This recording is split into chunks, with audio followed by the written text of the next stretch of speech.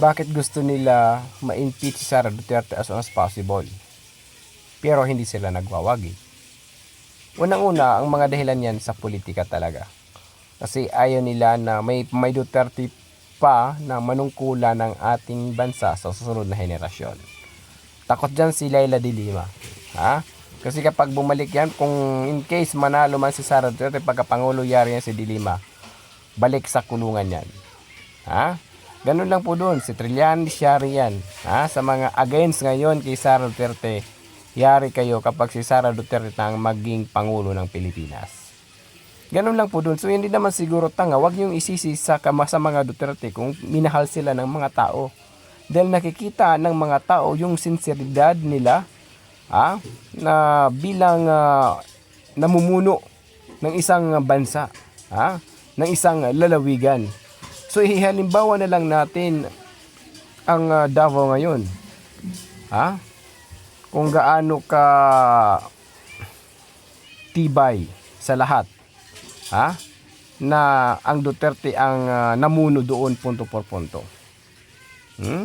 Ganun lang po doon. Kaya ang mga loyalist ngayon, vlogger, gumagawa sila ng way, kahit hilig naman sila gumawa ng fake news na masira si Sara Duterte. Hindi naman siguro tanga, bubo, syunga-syunga yung mga tao na agad-agad maniniwala sa mga loyalist vlogger. Kasi alam naman nila na hilig sila gumawa ng kwento. Halimbawa,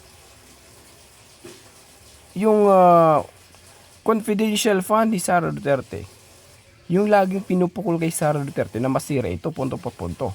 Pero hindi man lang nila ma-mention yung confidential fund ni Bongbong. Ganun lang po doon mga ka-idol doon. So unfair naman po sobra. 'Di ba nahahalata na regarding sa flood control. May mga ebidensya na nakasabuat si BBM, nagsalita na si Saldico pero didma. Kinasuhan pa nila si Saldico, nakasabuat. Pero maraming mga analyst ngayon, mga ka-idol, na maraming nagsasabi na kasabuat si Bongbong Marcos tsaka si Romualdez. Dahil dyan sa insertion na yan. Doon lang po doon. Yung nga sabi ni Attorney Guanzon na nung first, second, third year sa administrasyon ni Marcos, kabi sila ng kabi. Ngayon, pagka fourth, parang gumawa ng way na mailihis na hindi sila ma-involve sa issue ngayon sa confidential fund. Yun ang sinasabi na hugas kamay. Hindi naman siguro bubutangay. Again, ulitin ko, mga tao, marunong din mag-obserba kung anong nangyayari sa paligid ng ating bansa ngayon. Walang potensyal si BBM na mag-manage ng iba't ibang departamento dito sa ating bansa. Kasi kung marunong yan, sana lahat okay, walang problema. Lahat takot sa kanyang administrasyon. Pero nangyayari ngayon, binabastos siya, minumura siya, kahit na lang anong igawa na content sa kanya, dahil sa kanya mga ginagawa na hindi siya seryoso na nanungkulang bilang Pangulo ng Pilipinas. Ganun lang po doon mga ka-idol. Yung mga vlogger yan, mga loyalist vlogger, hilig sila gumawa ng fake news na masira lang mga Duterte. Ulitin ko po sa inyo, kahit ma-impeachment si Sara Duterte ninyo, kung manalo man kayo, bakit? Siya lang ba ang Duterte? Yun ang katanungan dyan. Nandiyan pa naman yung mga kapatid niya na pwedeng ipalit sa kanya, na pwedeng maging candidate for president this coming 2028.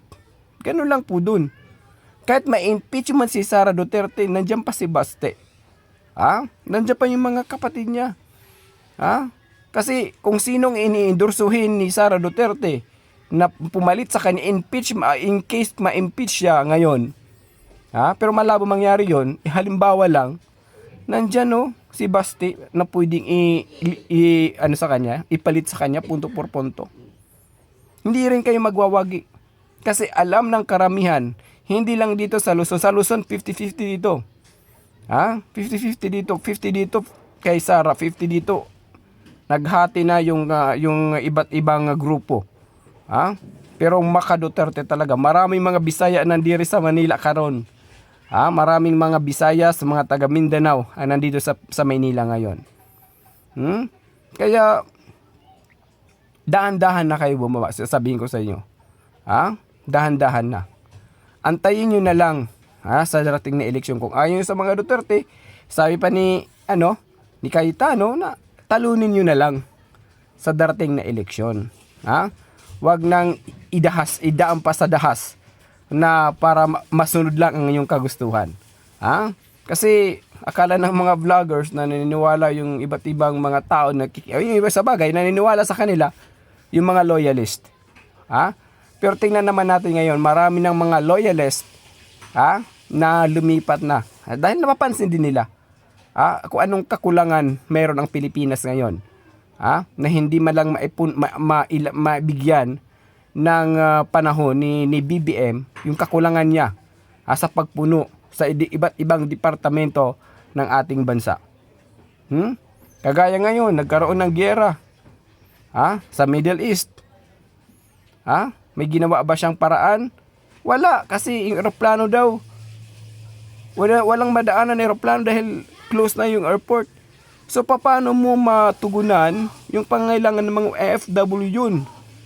Ng mga OFW doon. Sa Middle East na hindi sila mamatay. So, it means, antayin mo na lang BBM na mamatay yung mga OFW. Take note this. Medyo umaangat ang yung mga OFW ngayon, sila yung gamot. Para kahit papano yung ekonomiya ng Pilipinas hindi masyadong lalong lumala ang pagbagsak nito punto por punto. Ganun lang po dun. Kaya gumawa ka ng paraan na pampapano mo mabigyan ng gamot yung mga OFW na sa Middle East ngayon na pwede silang samantala ibalik muna sa Pilipinas hanggat umaraangkada ang gera doon punto por punto. Hindi hindi yung pwede na doon muna sila sa safe na lugar. Ang tanong, yung safe na lugar doon, may kasiguraduhan ba na safe talaga sila? Ganun lang po doon, mga ka-idol. Hindi sure. Walang safe doon. Kasi kahit yung mga sa Israel or sa Amerika, kung katag sila ng mga missile doon, alam ba nila kung saan itatarget?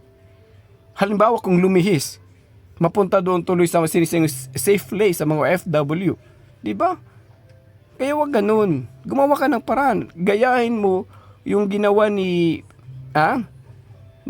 Pangulong Duterte sa kanyang administrasyon noon. Ganun lang po dun. Mga ka-idol, wag i-choose palaka na walang gagawin. Ganun lang po dun. Why na sa panahon ngayon na gusto ng iba naman ang mamuno ng ating bansa kasi nakikita nila na BBM is weak leader. Ganun lang po dun. Mahina si BBM bilang leader ng ating bansa. Ganun lang po dun. Alam mo mga ka-idol, kung kapag nakikita ng mga supporters ng mga Pilipino, mamayang Pilipino, yung seryosong trabaho ni BBM, yung paninindigan na kulang ang na iwasan na yung mga tiwaliin na sa gobyerno, siguro maibalik ng yung tiwala ng mga mamayang Pilipino kay Marcos. Alam naman natin na sa panahong ni Senior Marcos, ang dating panahon pa ang kanyang tatay na nasira ang pangalang Marcos. So hindi ko rin po alam ngayon kung may darating na ilahalang eleksyon, kung may mananalong Marcos pa sa national election. Dahil nasira ito dahil sa nangyari ngayong issue sa flood control, sa issue na grabe yung korupsyon nangyari sa Pilipinas ngayon. Ganun lang po dun. Lahat naman tayo siguro ito may kanya-kanya pwede allow tayo i-open yung ating mga reaction sa nangyayari sa ating bansa. May karapatan na din po tayo So ang nangyayari kasi yung iba dyan, gumagawa ng mga fake news para lang masira yung isang tao. Pero your waste of time. Nagsasayang lang kayo ng oras. Nagsasayang lang kayo ng panahon dahil alam ng mga supporters ng mga Duterte na wala ang Duterte yung ginawang ipapahamak ng mga mamayang Pilipino. Dahil mahal ng mga Duterte yung mga Filipinos, people, Luzon, Visayas, at Mindanao. Kung ano mga ipupukol na mga issues, na impeachment, mga dahilan, marami ng mga na-involved para lang ma-impeach si Sara. Hala, birada. That's your choice. Pero kami, DDS, sasabihin nyo man kami mga syunga, mga gago, mga anuman, wala kaming pakialam. Ang importante, ang sinseridad at may kakayahan na mamuno ng bansa para sa amin, mga DDS, wala nang iba kundi si Sara Duterte lang. Kung gaano katibay, kalakas si Sara Duterte, ganon kahina ngayon ni BBM. Totoo, kung wala si Sara, hindi na mananalo yan si BBM sa Luzon at sa Visayas. Dito sa Mindanao o dito sa Luzon, 50-50 yan. Siguro ang ating Pangulo ngayon, si Lene Robredo. Sana maging Pangulo. Halimbawa, 10 million lang doon kay Sara. Malaking bilang na po yan. Ilan ang lamang ni BBM kay Lene Robredo? Maraming nanghinayang, maraming galit sa ginawa pagtatraidor ni BBM sa mga Duterte. Kung ano man nangyayari sa atin ngayon, sariling interes ang pinapairal ni BBM ngayon. Hindi yung interes ng kapakanan ng bansang Pilipino, lalong-lalo na sa mga mamayang Pilipino. Huwag tayo magtaka kung bakit mas lalong nalugmok, mas lalong naghirap ang mga mahihirap ngayon. Lalong yumaman, lalong yumabang yung mga kongresista na medyo kumukunik sa administrasyon ngayong punto por punto. Siyempre, malaki ang kickback nila. Hindi lang din naman ako nakakalam. Marami din naman. Kahit yung mga students, pupils, alam. Alam. Kaya bangungot ng mga Marcos sa panahon ni BBM na siya ang naging Pangulo. Dahil ewan ko lang kung may mananalo pa sa sunod na henerasyon na maging leader ang isang Marcos. Dahil yung tiwala ng mga mamayang Pilipino, nabawasan na nga ng senior, lalong binawasan ng junior ngayong punto por punto dahil sa katiwalian na ipinakita sa mga mamayang Pilipino. Ganun lang po dun, mga ka-idol. Uulitin ko po, again sa mga Duterte, again sa mga DDS, hindi kami tanga, hindi kami bubo, hindi kami syunga. Yung aming nakikita na hindi namin makikita kay BBM, paano mapaayos ang isang bansa na mapaunlad dito, na maraming tao ang makakuha nito at walang masyadong kahirapan na makaka-experience ang mga mamayang Pilipino. Ganun lang po dun. Kaya wag tayong etyos palaka. Hindi naman siguro tayo kokak, hindi naman siguro tayo bobo na hindi tayo nakakapansin. Halimbawa, balik natin ang korupsyon, flood control. Diba may Marines na dyan, na mga magiging ebidensya na involved si Marcos, at saka si Romualdez. Pero, etcha puera. Nasaan ang hustisya? Pero, however, kung kay Sara nangyari yon, siguro hanggang kay buturan ng issue na yan, hanggang peso, hanggang maleta, hanggang sinong mga taong involved dyan, siguro pag iimbestigahan nila. Pero kay si BBM ang involved, May nangyaring investigasyon? Wala. Walang investigasyon. Kaya yung very big unfair. It's a very big unfair.